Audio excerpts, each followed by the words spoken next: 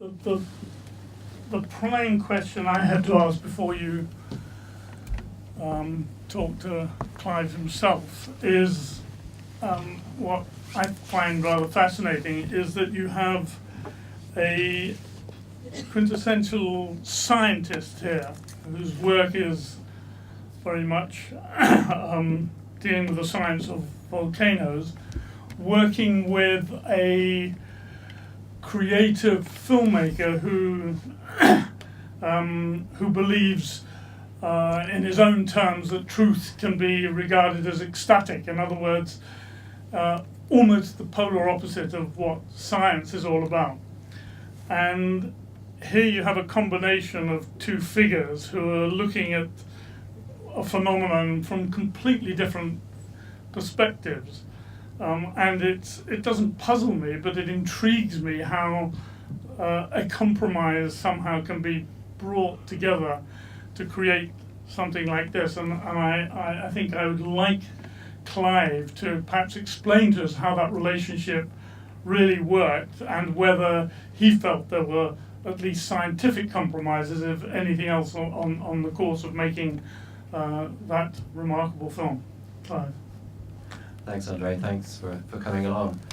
I hope you enjoyed it. I think you meant quintessential nerd, actually, when you said quintessential scientist. I picked that up. No, I wouldn't be so rude. No, I think you've painted the dichotomy too starkly, actually. I think, I am a scientist and I've come through geosciences. But I'm based in a geography department, and geography is like a liberal arts college in its own right. I mean, humanities, social sciences. So I've taken on board that there's a lot more to understanding the world than just pure rational science. And I would say also, I mean, we all have creative impulses. Science is a creative process to an extent, but it can also get quite incremental after a while. You make the same measurements you made on the volcano last year, but with a slightly better spectrometer. So actually, when I met Werner, I was the reason I had a camera to point at him was I was making a video installation in a collaboration with an Italian artist. So I'd got I was trying to sort of rediscover my creative juices that I had when we all feel we have when we're teenagers and then lose and then and I think Werner. As well, I mean, Werner is nothing if not incredibly well informed about everything on the planet. He's very well read, current affairs, science. I mean, so I think we didn't have so far to converge to make this film. But did you find that his idea of what he calls ecstatic truth clashed with your idea of scientific truth? When you were talking about individual sort of volcanoes, for example, when you were trying to do that, was there any competitive sort of work going on in the process of making the film?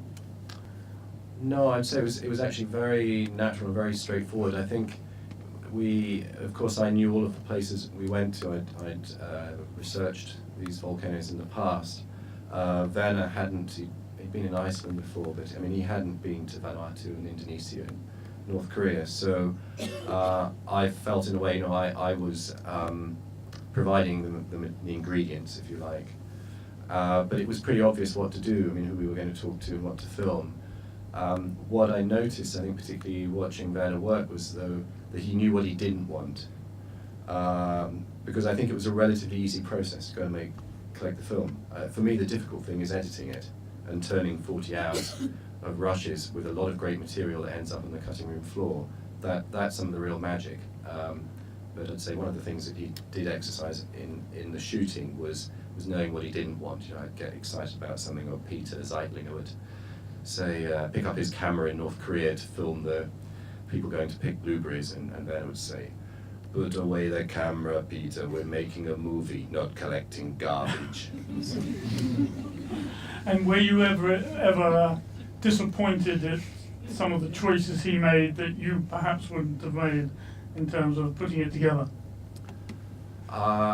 Well, okay.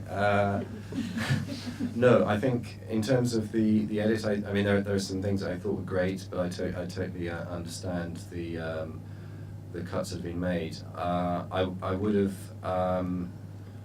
made a few. I would have edited some of the commentary, and I did edit the parts of the North Korean commentary, particularly because it requires a lot of sensitivity to not upset our colleagues in Pyongyang.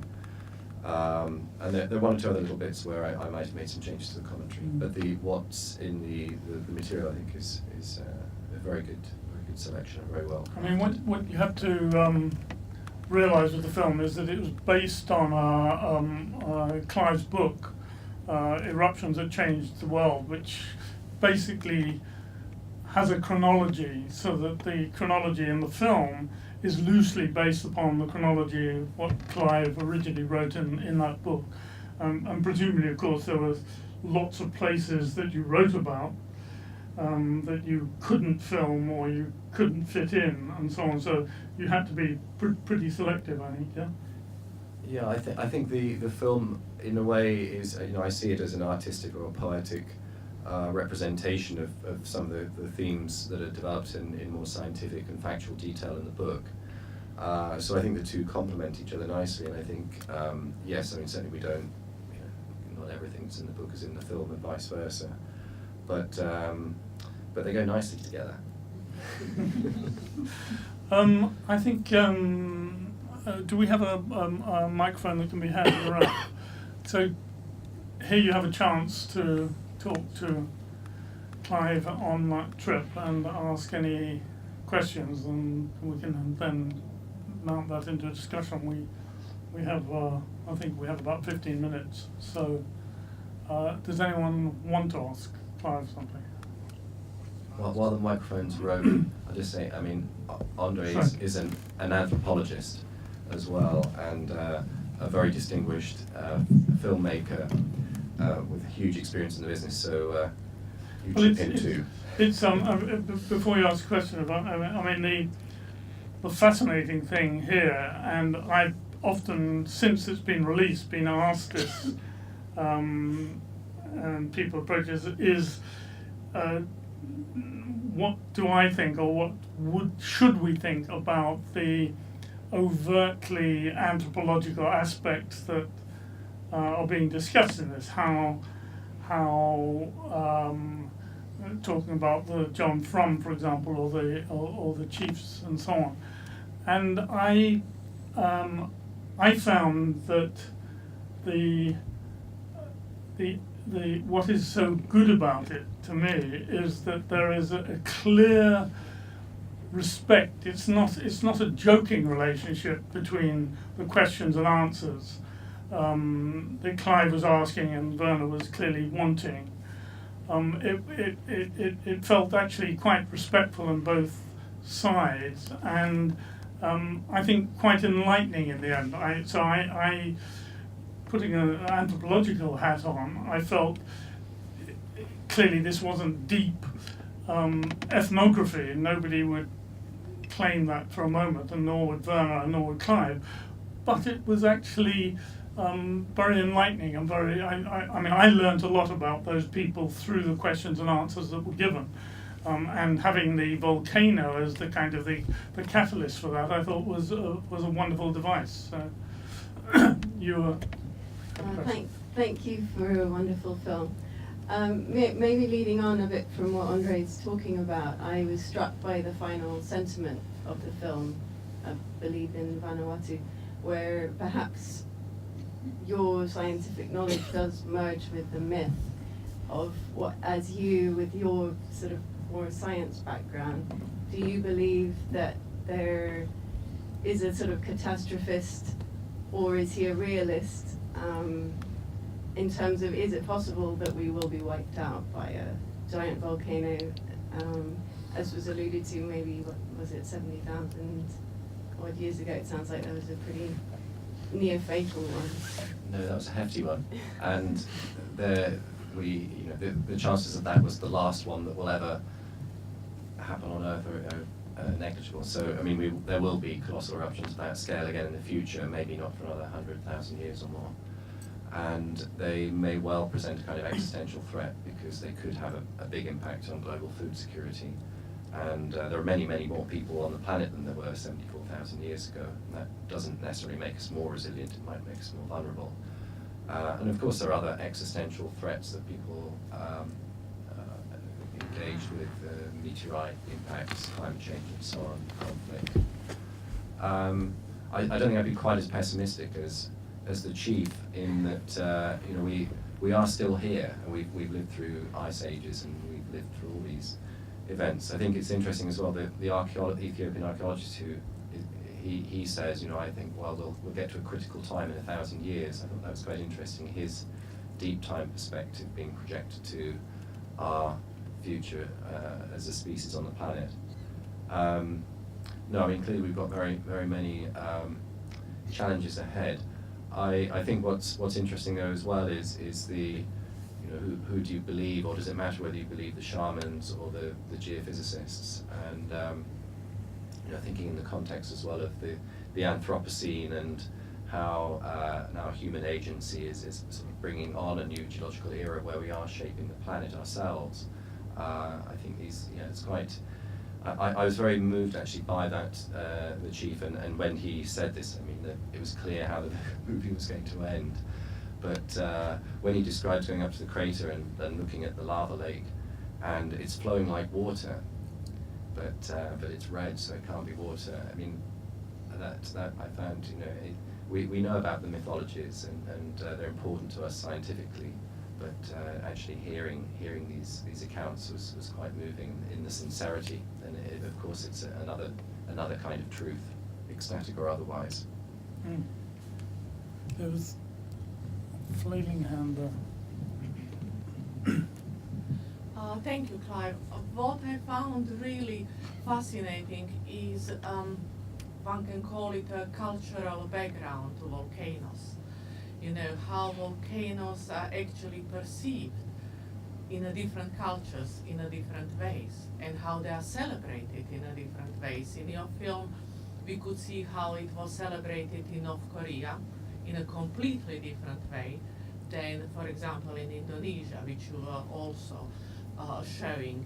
And I must admit, until I've seen your film, I've never thought that such a nature can be actually approached in such a way, and in a certain way that was eye-opening for me, and also to see how people define themselves and their group in relation to a volcano, and how volcano is deity or deities.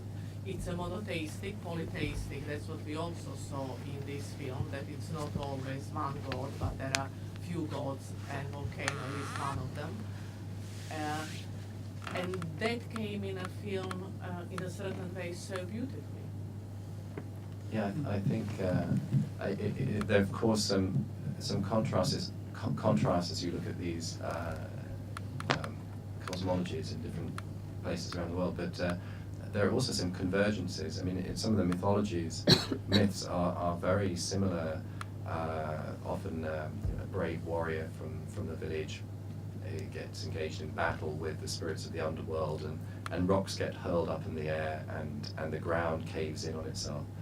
And so some of the myths are surprisingly similar. I know André's also studied myths and legends around the world in the past.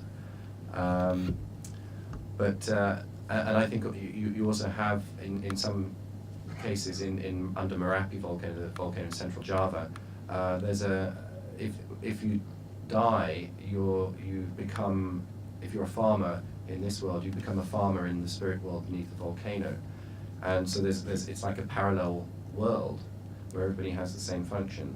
So it's not necessarily good spirits and bad spirits. It's also about parallel worlds. You end up thinking, well, which one is the real one?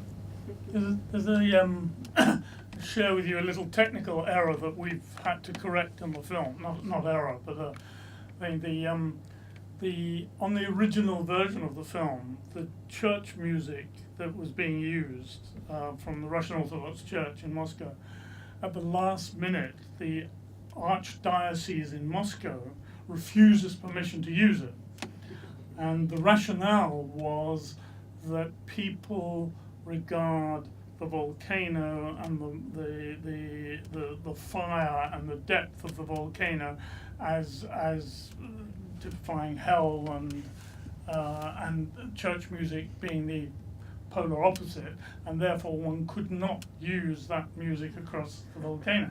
And we had to go through all sorts of technical hoops and change the music. I mean, we still used Russian music, but from a Russian Orthodox source that was quite happy for us to use it.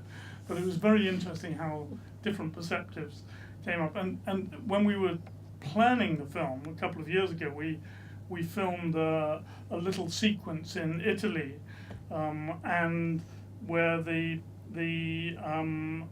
volcano and the lava stopped just before reaching a church, and the priest in the church therefore used this as obviously as a metaphor of the strength of Christianity and Christ and so on, and therefore reinforced for everybody on the island the strength of Christianity. So, there are wonderful little parallels that came across that. I think we have time for one more, or perhaps two more quickly.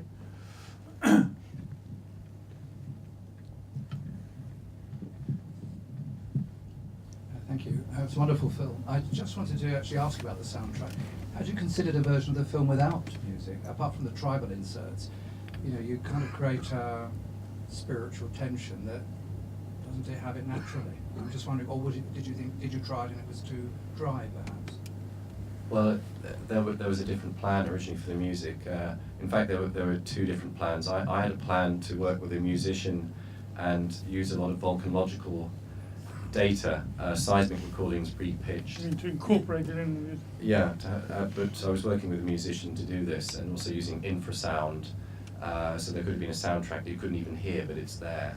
I don't know, that tickled me, the idea of that. I couldn't win Werner over on that one, but yeah. How much do we say about the music?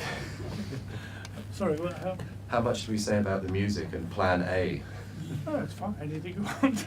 Well, Plan A, there was a commission which didn't yield anything that was usable. So Werner had a favourite composer that we'd used on several earlier films, and Werner has a very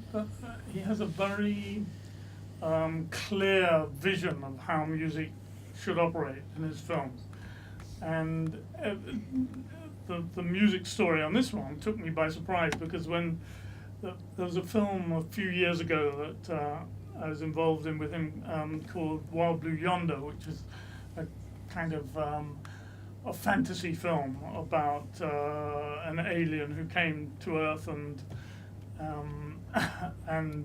wanted to show how we'd been destroying the planet and so on. And when it came to the music, Werner said, right, I've arranged for the musicians to come together in the studio, and we had to do this for various reasons in Paris, and turned up in the studio, and we had a 5-man choir from Sardinia of shepherds, and we had a Malian singer, a solo singer of West African songs, a Mexican opera singer, and a Dutch composer jazz cellist.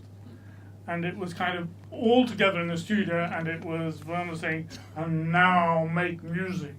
And it was surreal.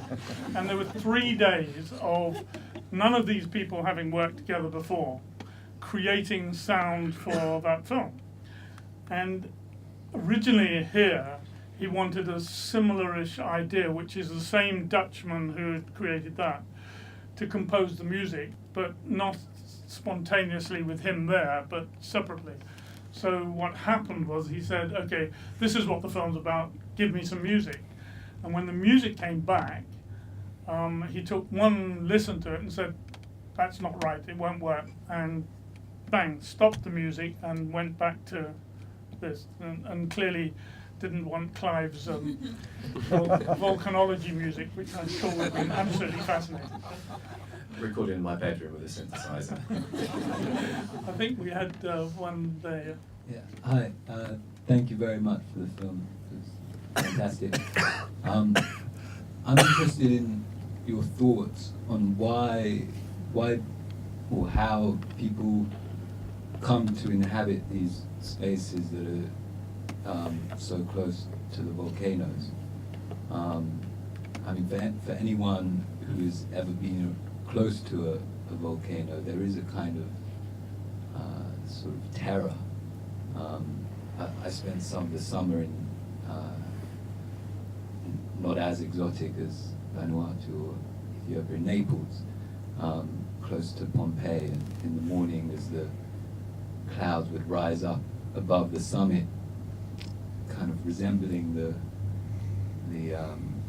a smoking plume, you would kind of feel the sense of all these millions of people so close to something that's erupted very powerfully, even many times since Pompeii, and even in the last 100 years or so.